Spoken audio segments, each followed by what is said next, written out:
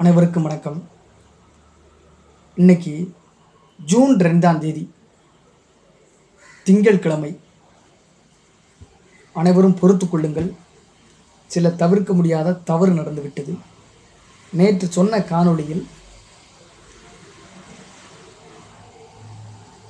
திங்கட்கிழமை அப்படின்னு சொல்லிட்டேன்.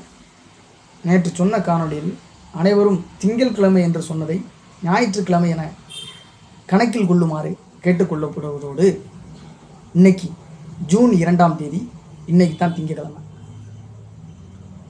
கரெக்டாக மாதத்தின் முதல் நாள் ஞாயிறு, அதே நாள் தான் பிறந்திருக்கு. நான் 2வது நாள்னு சொல்லிட்டேன். அது தவறு, நேற்று சொன்னது. அதை நம்ம இப்போ சரி செஞ்சுக்கிட்டோம். இன்னைக்கு மாதத்தின் 2வது நாள், முதல் வாரத்தில் 2வது கிழமை, வாரத்தின் 2வது நாள்.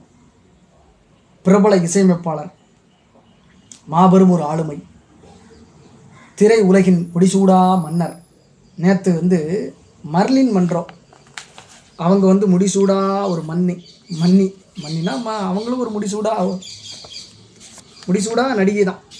முடிசூடா ராணி, இவர் முடிசூடா ராசா. மாபெரும் ஒரு ஆளுமை, பிரபல இசையமைப்பாளர், திரை உலகில் முடிசூடா மன்னராக விளங்கும் பிரபல இசையமைப்பாளர், விளங்கும் இசையமைப்பாளர், உயிரோடு இருக்கிறார். இசைஞானி இளையராஜா தான். அவரை பற்றி பார்க்க போகிறோம். தேனி மாவட்டம் பண்ணைபுரத்தில் 1943 சுதந்திரம் கிடைக்கிறதுக்கு 4 வருஷத்துக்கு முன்னாடி பிறந்திருக்கிறார்.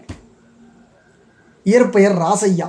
சிறுவயதிலேயே ஹார்மோனியம், கிடார் வாசிப்பதில் தேர்ச்சி பெற்றார். தனது சகோதரர்கள் 3 பேருடன் சேர்ந்து சுமார் 20,000 கச்சேரிகள், நாடகங்களில் இசையமைச்சிருக்கிறார். திரைப்படத்துக்கு இசை அமைக்கும் ஆர்வத்தில் 26 வயதில் சென்னை வந்தார். தன்ராஜ் மாஸ்டரிடம் மேற்கத்திய பாணி பியானோ, கிடார் வாசிக்க கற்றுக்கொண்டார். லண்டன் டிரினிட்டி இசைக்கல்லூரியில் கிளாசிக்கல் கிடார் தேர்வில் தங்கப்பதக்கம் வாங்கியிருக்கிறார். சும்மாவா இருந்திருக்கிறார், இசையில் கோல்டு மெடல் வாங்கியிருக்கிறார்.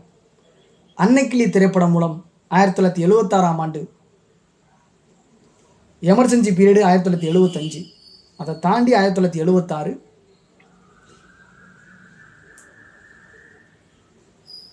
42வது சட்ட திருத்தம், அரசியலமைப்பு சட்ட திருத்தம் ஏற்படுத்தப்பட்ட வருஷம் 1976 இசையமைப்பாளராக அறிமுகமாகிறார். பட தயாரிப்பாளர் பஞ்சு அருணாச்சலம் தான் இவருக்கு இளையராஜா என்று பெயர் சூட்டினார். இந்த படத்தின் அன்னக்கிளி உன்னை தேடுது அப்படின்ற ஒரு பாடல், பாட தெரியாது, சும்மா பாடல், அனைத்து தரப்பினரையும் வெகுவாக கவர்ந்தது. தொடர்ந்து 16 வயது நிலை, பொண்ணு ஊருக்கு புதுசு ஆகிய படங்களில் நாட்டுப்புறம் மணங்கமல வலம் வந்த இவரது இசை மக்கள் மத்தியில் அமோக வரவேற்பை பெற்றது. கர்நாடக இசையிலும் பல பாடல்களை அமைத்து புகழ் பெற்றார். முதல் முறையாக தமிழ் சினிமாவில் ஸ்டீரியோ முறையில் இசையமைத்தவர். பல ராகங்களை உருவாக்கியிருக்கிறார்.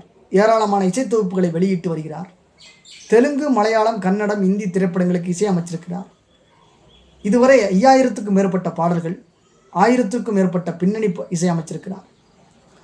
1993 லண்டன் ராயல் ஃபில்ஹார்மானிக் ஆர்கெஸ்ட்ராவில் சிம்பொனிக்கு இசையமைத்த ஆசிய கண்டத்தின் முதல் இசையமைப்பாளர் என்ற பெயரை பெற்றார். சிம்பொனி என்றால் தொடர் இசை என்று பொருள். பத்மபூஷன், தமிழக அரசின் கலைமாமணி விருது, லதா மங்கேஷ்வரர் விருது, கேரள அரசின் விருது என பல விருதுகளை பெற்றிருக்கிறார். சிறந்த இசையமைப்பாளரும் தேசிய விருதை 4 முறை, சிறந்த இசையமைப்பாளருக்கான தேசிய விருதை 4 முறை பெற்றிருக்கிறார். தாய் மீது மிகுந்த பக்தி கொண்டவர்.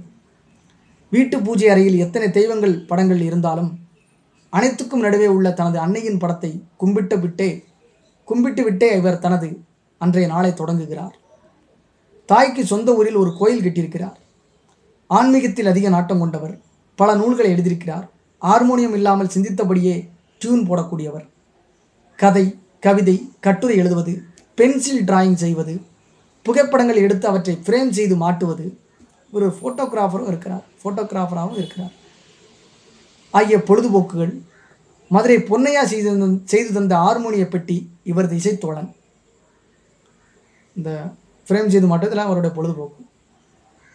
இவரது வாரிசுகளுக்கு இசையமைப்பாளராக இவரது வாரிசுகளும் இசையமைப்பாளர்களாக புகழ்பெற்று தந்தைக்கு பெருமை சேர்த்திருக்கின்றனர். யுவான் சங்கர் ராஜா எடுத்துக்காட்டு. இசைஞானி, ராகதேவன் என்றெல்லாம் போற்றப்படும் இளையராஜாவின் இசை ராஜாங்கம் இன்றும் வெற்றி நடைபோடுகிறது. இன்னைக்கு இவரோட பிறந்தநாள். கிட்டத்தட்ட 1943 பிறந்திருக்கிறாரு. 40 பிறந்தா கூட 60 வயசு கூட்டல் ஒரு 25 85 வயசு, கிட்டத்தட்ட ஒரு 80 வயசு தாண்டி இவர் நடைபோடுகிறார். இவரை சந்தித்த மகிழ்ச்சியோட நாளை மீண்டும் ஒரு நபரை, மாபெரும் ஒரு ஆளுமையை நாம் சந்திப்போம். நன்றி, வணக்கம்.